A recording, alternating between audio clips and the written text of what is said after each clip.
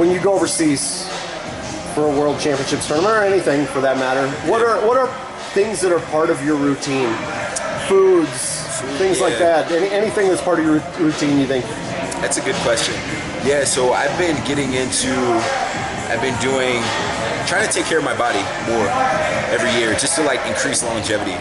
And not only from a wrestling perspective, but from a life perspective. I want to be healthy. I want to play with my kids. I love the fact that when my kids come into the wrestling room, I can run with them, I can jump with them, I can do the monkey bars with them outside, I can climb ropes. I want to do that for as long as possible. If Deacon decides to wrestle, I want to wrestle him. You know, when he's able to wrestle, and he weighs 160 pounds at some point in his life, I want to be able to scrap with him. So that's important to me. But I think that the things that I focus on fully when I get overseas is I've done the work. I've done the right things. I've put the effort and the commitment in. Now I don't want to sabotage it by overthinking it or by having a poor weight cut in the last week or two. So just staying dedicated in terms of my disciplining my body and my mind, knowing that I'm capable, I'm ready, I can beat these guys. I've beaten them before, I can make it happen again, but it's also going to be a fight.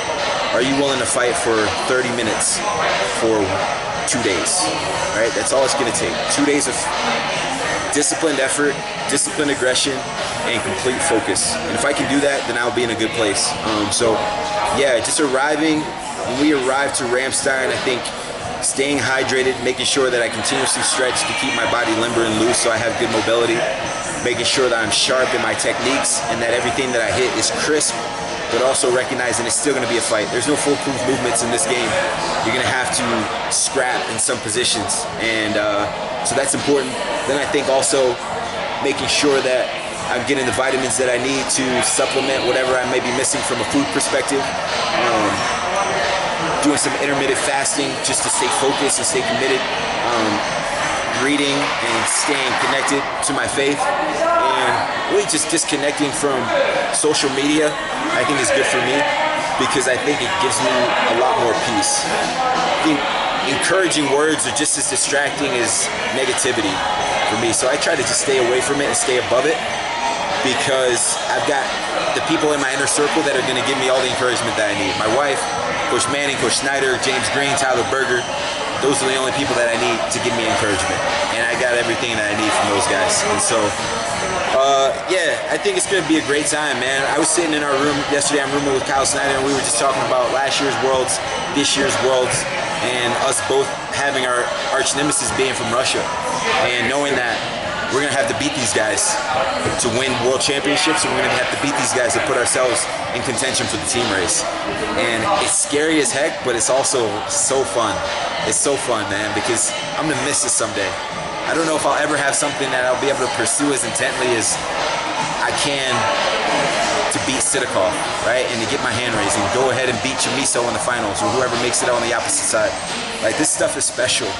And it's fearful, the feeling that you get, and there's anxiety and there's pressure and there's expectation, but also it's so fun. It's so fun, man. I love this. I love doing this, and I'm excited to get another opportunity to just go in and put it on the line and see what I'm made of.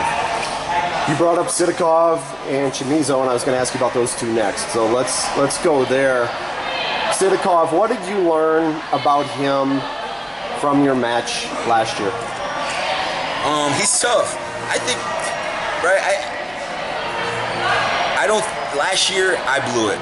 You know, I think the bottom line was I blew it in those last 8 seconds. I came back to the center with about 7.5 seconds left. I know I have to be disciplined with my hands and my stance, move my feet. If I do those things, I win, I move on. I would have had a match with Chamizo. Who knows how that match would have gone. But I think I'm a world champ. But, right, things didn't work out that way, and to the victor goes the spoils. He did the right things. He came back, he shot right away, got big on his finish, got his head and chest up, ran me out of bounds, and did what was necessary to get his hand raised. So I applaud him for that. But I think that within the contents of that match, I've watched it a bunch of times, and I think that I figured out some of the movements that I can, and the tendencies that I see from him that I can use to combat. Really, I was lazy. There were a lot of points in the match where I was lazy. The gift and the curse of what I'm capable of is I know I can score at any moment when I need to.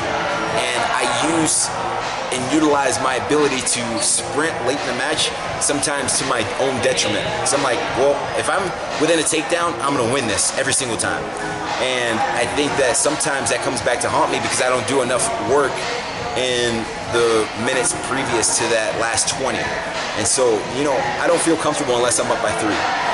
And I think I can easily get to that position on him. I know he's gonna do a really good job. He's practiced, he's watched and viewed that match, I'm sure, and he's gonna be more prepared this time. But I think I'm ready. I'm ready to go, and I feel good about what I've been doing. And looking at the results from that match last year, I'm in a position to just, I think I figured out some things that cost me last year, and I think most of it was effort, less technical and more effort based. But also I've still been refining my technical skills too. So yeah, we're gonna see, man. We're gonna see. He's gonna be ready and he's gonna be tough. But I think the great thing for me is now we're gonna be on the same side of the bracket, but we're gonna have to wrestle each other in the semifinals as opposed to the quarterfinals, right? So instead of the morning session, we get another 5-6 hours before I compete against him. So extra time for recovery, extra time for focus, committed, just video watching, whether it's, you know, figuring out what he does, going and spending some time with Bill, watching some of the previous matches, or spending time with Manning, doing some drills to figure out what he does well. But I think that I'm in a good place. So I'm not too worried, but I know that it's going to be a tough match. I'm not at all thinking, well, you messed up, so you're going to crush him this year. There was still a great match before that last 7.5 seconds occurred, so I know it's going to be tough. Where's the strangest place you found yourself replaying those 8 seconds? I mean, everywhere, really.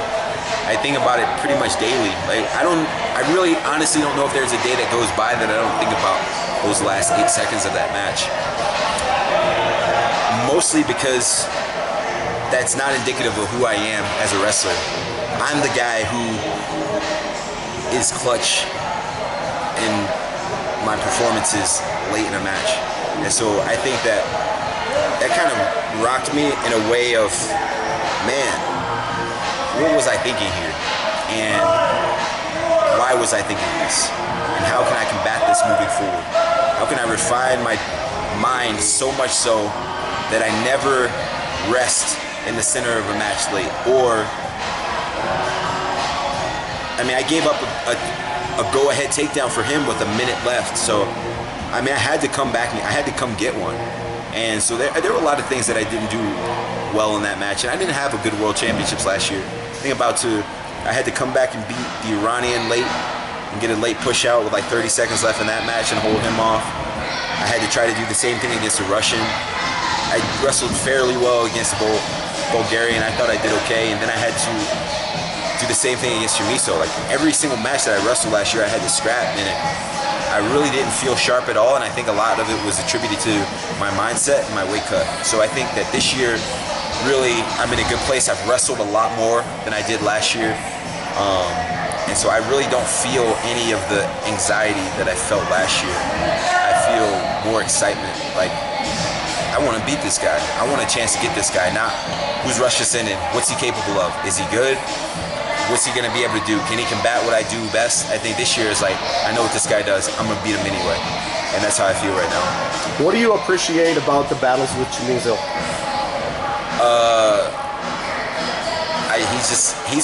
He's one of those guys that I never want to let beat me. I never want him to beat me. Just because I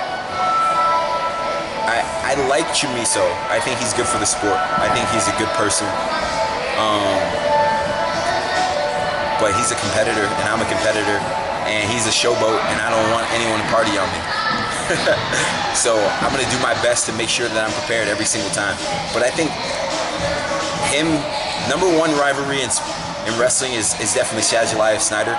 But I think that because of what those two have been able to do, but I think just from like a personality perspective and what we bring to the sport, I think our rivalry is pretty damn close. So yeah, I think we are in a. The world wants to see it, like a Chamizo Burroughs World Finals. Like it writes itself. You know, the storyline writes itself. Either way, it's a huge story, and I'm hoping I can make it happen.